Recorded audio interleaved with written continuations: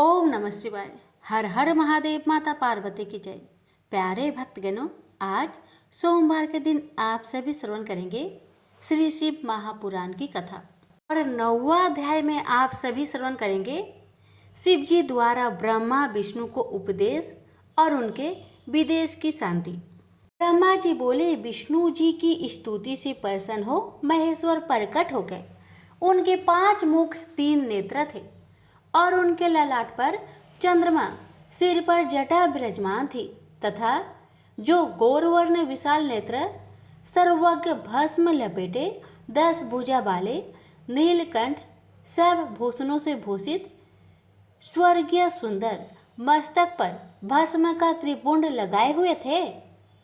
जब मैंने और विष्णु ने उन्हें देखा तो सुंदर वाणियों से फिर उनकी स्तुति करना आरंभ कर दिया। तब उन करुणाकर महेश ने अपने श्वास से विष्णु के लिए वेदों का ज्ञान दे दिया। उसी समय उन परमात्मा ने मुझे भी ज्ञान दिया। फिर विष्णु जी ने पूछा कि हे देव, आप किस प्रकार प्रसन्न होते हैं तथा किस प्रकार मैं आपका पूजन और ध्यान करूं जिससे आप बस में हो जाए। हे महादेव जी, हम दोनों ही आपकी आज्ञा में रत है, कहिए हम क्या करें। हे शंकर जी, मैं सदैव आज्ञा देते रहिए। यह सुनकर महादेव जी बहुत प्रसन्न हुए और बोले कि हे श्रेष्ठ देवो, मैं तुम दोनों की भक्ति देखकर बहुत प्रसन्न हूँ। किसी बात की चिंता ना करना, मेरा लिंग सदा पूज्य और ध्यान करने योग्य है। इस समय जैसा दिखाई देता है वैसा ही करना योग्य है। जैसे मैं इस समय लिंग रूप से पूजित हुआ और तुम लोगों का दुख दूर हुआ, उसी प्रकार दुखी प्राणी मुझे लिंग रूप से पूजकर अपना दुख दूर कर सकते हैं। कैसा भी दुख हो, मेरे लिंग पूजन से नाश होगा। मैं अनेक प्रकार के फलों और सब मनोरथ का देने वाला हूँ। तुम दोनों ही मेरे दाएं बाएं अंग से उत्पन्न हुए हो। ब्रह्मा दाएं से और तुम बाएं से उत्पन्न हुए हो। मैं तुम दोनों पर प्रसन्न हूँ। अब तुम मेरी पार्थिव मूर्ति बनाकर मेरी सेवा करो, इससे तुम्हें सुख प्राप्त होगा। अब मेरी आज्ञा है कि तुम और ब्रह्मा चराचर का पालन करो। ऐसा कहा उन प्रभु ने हमें अपनी पूजा का वह शुभ विधान बतला दिया, जिसके द्वारा पूजित होने पर शिव जी अनेक प्रकार के फलों को देते हैं। तब विष्णु जी हाथ जोड़कर शिव जी से बोले कि यदि आप हम पर प्रसन्न हैं और वर देना चाहते हैं तो हमें अपनी अटल भक्ति दीजिए। इसी रूप में हम दोनों की सहायता करें।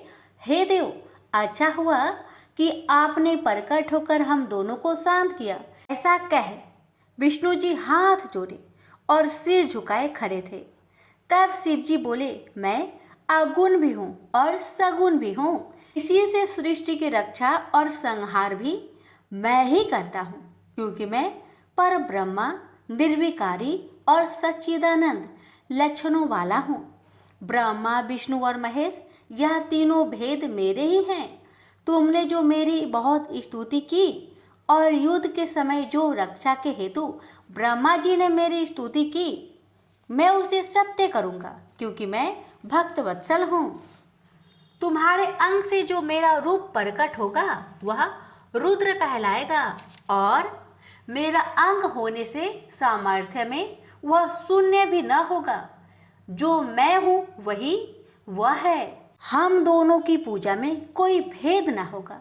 मेरा वही शिव रूप जैसा है वैसा ही रुद्र भी होगा। उसमें पूर्वापर का कोई भेद नहीं करना चाहिए। वास्तव में दोनों रूप ही एक है।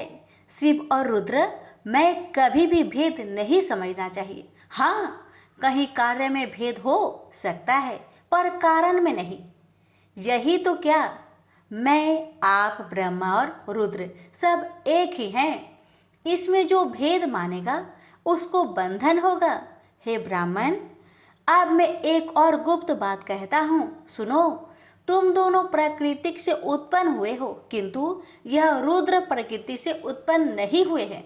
मैं रुद्र रूप से अपनी इच्छा से ही ब्रह्मा की भाव से उत्पन्न हुआ हूँ, परंतु मैं सनातन शिव स्वरूप मूलभूत सत्य ज्ञान और अनंत ही हूँ। इन तत्वों को जानकर सर्वदा मन से मेरा ध्यान करना योग है। और रुद्र में प्रकृति का तामस गुण जानना चाहिए, क्योंकि वह वैकारिक है, परंतु वास्तव में वह तामस नहीं है। अतएव हे ब्राह्मण, अब तुमको यह करना चाहिए कि तुम सृष्टि के कर्ता बनो, हरि भगवान सृष्टि के पालक बने, और यह जो मेरा अंश रुद्र है यह लय करने वाला होगा, तथा यह जो उमा नाम वाली परमेश्वरी प्राकृतिक देवी है, इसी की शक्ति बाघ देवी अर्थात सरस्वती ब्रह्मा की अर्धांगिनी होगी, और एक जो दूसरी शक्ति प्रकृति से उत्पन्न होगी वह लक्ष्मी रूप से सर्वदा विष्णु के आश्रय में रहेगी, और वही कभी काली नाम से मेरे अंश को प्राप्त होगी, और कार्य सिद्ध के लिए यह ज्योति से प्रकट होगी, तथा यह दोनों देवियां परम मंगलमयी शक्तियां कहलाएंगी, जिनका कार्य होगी क्रमशः सृष्टि, स्थिति और संहार। हे विष्णु, तुम मेरी इस मंगलमयी प्रकृति के अंश रूप लक्ष्मी को ग्रहण कर सारे कार्य को करो, और हे ब्रह्मा, तुम वाणी देवी को ग्रहण कर मेरी आज्ञा से सृष्टि का कार्य करो, और यह जो मेरी प्रिया काली है इसका आश्रय कर मैं रुद्र रूप में प्रलय के कार्य करूँगा, जिसमें चारों वर्ण वाले लोक की रचना होगी। इसके अतिरिक्त तुम और भी नाना प्रकार के कार्य को करके सुख को प्राप्त करो, जिसमें ज्ञान विज्ञान से युक्त लोकों का हित होगा। मेरे हृदय में विष्णु और विष्णु के हृदय में मैं स्थित हूँ। जो मुझ में और विष्णु में अंतर नहीं जानता वही मेरा सच्चा भक्त है। प्रेम से बोलिए उमापति शंकर भगवान की जय, श्री शिव महापुराण की जय। ब्रह्मा विष्णु और रुद्र का आयु काल। परमेश्वर बोले, हे विष्णु, तुम्हारे संबंध में मेरी यह और भी आज्ञा है कि तुम सर्वदा सब लोकों में पूज्य और मान्य होगे। ब्रह्मा के बनाए लोकों में कभी दुख उत्पन्न होगा तो तुम ही उसे नष्ट करने को तत्पर होंगे, और मैं तुम्हारी सब कार्यों में सहायता करूंगा। मैं तुम्हारे कठिन से कठिन शत्रुओं को मारूंगा। तुम अनेक अवतार धारण कर जीवों का कल्याण कर अपनी कृति का विस्तार करोगे। तुम में और रुद्र में कोई भेद न होगा। यदि कोई रुद्र भक्त तुम्हारी निंदा करेगा तो उसके समस्त पुण्य शीघ्र ही नष्ट हो जाएंगे। तुम में निग्रह अर्थात बंधन और अनुग्रह अर्थात कृपा करने की सामर्थ्य होगी। हे नारद, ऐसा कहकर मुझ ब्रह्मा का हाथ विष्णु के माथे पर धर कर शिव जी ने कहा कि तुम सर्वदा इनके दुख में सहायता करना। तुम सबके अध्यक्ष और भुक्ति मुक्ति देने वाले हो। तुम सब कार्यों के साधक और सबके प्राण रूप होंगे। हे हरि, तुम पर जब कभी संकट आवे तो मेरी इसी रुद्र शरीर का भजन करना। जो मेरा आश्रय लेता है उसके दुख अवश्य ही दूर हो जाते हैं। जो मुझ में और तुम में अंतर जानता है वह निश्चय ही नरक में गिरता है। अब इन तीनों देवताओं के आयु बल को सुनो। 4000 युग ब्रह्मा का एक दिन होता है, और इसी क्रम से रात भी जाननी चाहिए।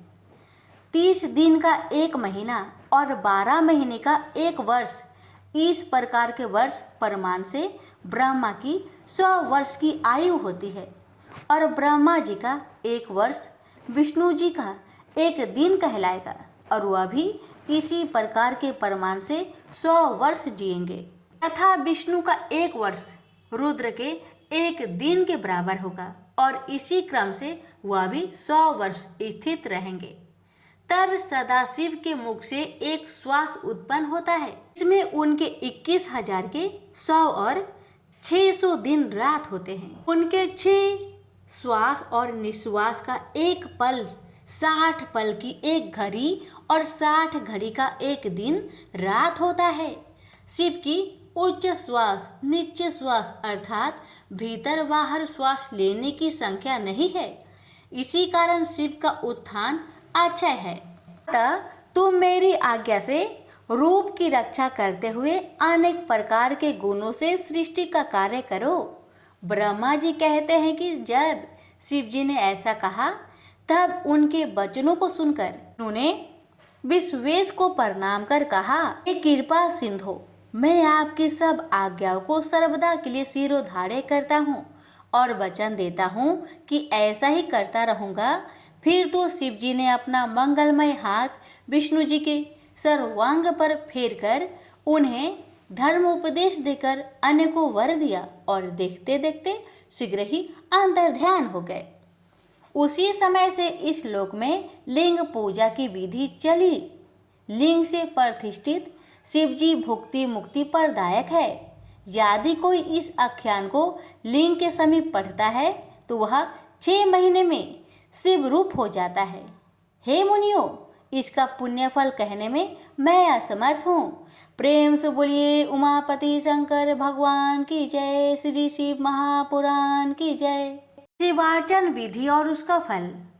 ऋषि बोले, हे सुत जी, यह तो आपने मुझे महादिव्य शुभ लिंग की उत्पत्ति सुनाई, जिसके प्रभाव से दुखों का नाश हो जाता है। हे महाभाग, अब आप ब्रह्मा और नारद के संवाद के मध्य से शिव पूजन की विधि बतलाए, जिसके करने से शिव जी प्रसन्न होवे। ब्राह्मण, क्षत्रिय, वैश्य और शूद्र चारों वर्णों को शिव जी की पूजा का जो अधिकार है, उसका क्या क्रम है? व्यास जी ने जैसे आपको बतलाया हो उसे मुझसे कहिए। सूत जी बोले, हे मुनीश्वर, जैसा आपने पूछा है ऐसा ही पहले श्री व्यास जी ने सनत कुमार जी से पूछा था, और जिसे उपमन्यु ने सुना था उसी को फिर व्यास जी ने मुझे पढ़ाया, और उपमन्यु ने श्री कृष्ण से सुना। तब जिसे सबसे पहले ब्रह्मा जी ने ही कहा है, वही सब मैं ब्रह्मा नारद संवाद के रूप में आपसे कहता हूँ। ब्रह्मा जी बोले, हे नारद, अब मैं तुम्हें लिंग पूजन संक्षेप में कहता हूँ, ध्यान देकर सुनो। यदि विस्तार से कहूँ तो सैकड़ों वर्षों में भी संपूर्ण नहीं होगा। शिव जी की पूजा परम शक्ति से करनी चाहिए। इसके करने से सारे अनिष्टों का नाश हो जाता है। मनुष्य को संतान सुख की प्राप्ति होती है। चारों वर्णों को सब कर्मों और अर्थों की सिद्धि के लिए शिव जी की पूजा करनी चाहिए। प्रातःकाल ब्रह्मा मुहूर्त में उठकर गुरुदेव और शिव जी का स्मरण करता हुआ सब तीर्थों का स्मरण करे और हरि भगवान का ध्यान करे। साथ ही मेरा और देवताओं तथा मुनियों का भी ध्यान करे। फिर शिव स्रोत का पाठ करे और तब उठकर मल त्याग के लिए दक्षिण दिशा को जावे। वहाँ एकांत में मल त्याग करे और ब्राह्मण हो तो शुद्धि के लिए 5 बार हाथ धोए, क्षत्रिय 4 बार, वैश्य 3 बार और शूद्र 2 बार हाथ धोए। गुदा और लिंग में 1 बार, बाएं हाथ में 10 बार, फिर दोनों हाथों में 7 बार मिट्टी लगाए। इसी प्रकार दोनों पैरों में 3 बार लगाकर फिर 3 बार हाथ में लगाए। स्त्रियों को क्षुद्र की भांति मिट्टी लेकर हाथ पैर धोना चाहिए। फिर अपने वर्ण के अनुसार दातुन करे। दातुन के लिए ब्राह्मण 12 अंगुल की, क्षत्रिय 11 अंगुल की, वैश्य 10 अंगुल की और क्षुद्र 9 अंगुल की दातुन करे। षष्ठी, अमावस, नवमी और व्रत के दिन रविवार को संध्या का समय और श्राद्ध के दिन दातुन न करे। तीर्थों में सविधि मंत्र सहित स्नान करे। फिर एकांत और उत्तम स्थान में संध्या करे। फिर सविधि शिव जी को पूजे, परंतु पहले गणेश जी का पूजन कर लेवे। अंत आसन पर बैठे शिव जी की स्थापना करे। 3 बार आचमन कर 3 प्राणायाम करे, जिसमें मध्य में त्र्यंबक शिव जी का ध्यान करे, जिससे 5 मुख 10 भुजाएं सब भूषणों से युक्त और जो बाघंबर ओढ़े हुए हैं। शिव जी की पूजा से मनुष्य अपने को पवित्र बना लेवे।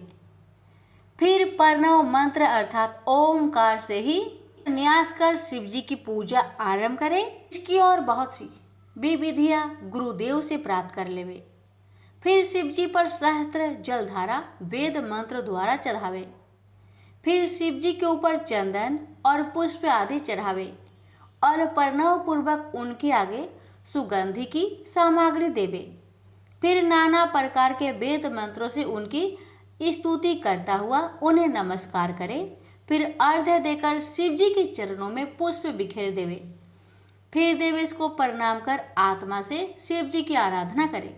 प्रार्थना करते समय हाथ में पुष्प लेकर उनके सामने खड़ा होवे और अंजलि बांधे रहे और कहे कि हे शंकर जी, मैं ज्ञान से अथवा अज्ञान से आपकी जो कुछ भी पूजा की है वह सफल होवे, और ऐसा कहा जी के ऊपर पुष्प चढ़ावे और स्वास्तिक वाचन कर अनेक प्रकार के आशीर्वाद ग्रहण करे। फिर शिव जी के ऊपर पूजा की चढ़ाई हुई सभी वस्तु हटाकर नमस्कार करे और अपराध क्षमा के लिए फिर आचमन करे। फिर अघोर मंत्र से शिव जी की प्रार्थना करे और गले से अधिक शब्द निकालकर उनकी पूजा करे। फिर अपने समस्त परिवार के साथ शिव जी को नमस्कार कर अत्यंत प्रसन्न होता हुआ सारे कार्य को सुखपूर्वक करे। इस प्रकार की शिव पूजा से उसे पद पद पर सर्व सिद्धियों की प्राप्ति हो सकती है, उसका दुख मिट जाता है और शिव जी की कृपा से कल्याण पाता है तथा शिव जी की पूजा से उसकी और भी गुणों की वृद्धि होती है। हे मुनिवर, यह शिव जी की पूजा की विधि कही। हे नारद, अब इसके पश्चात और क्या सुनना चाहते हो? प्रेम से बोलिए उमापति शंकर भगवान की जय, श्री शिव महापुराण की जय।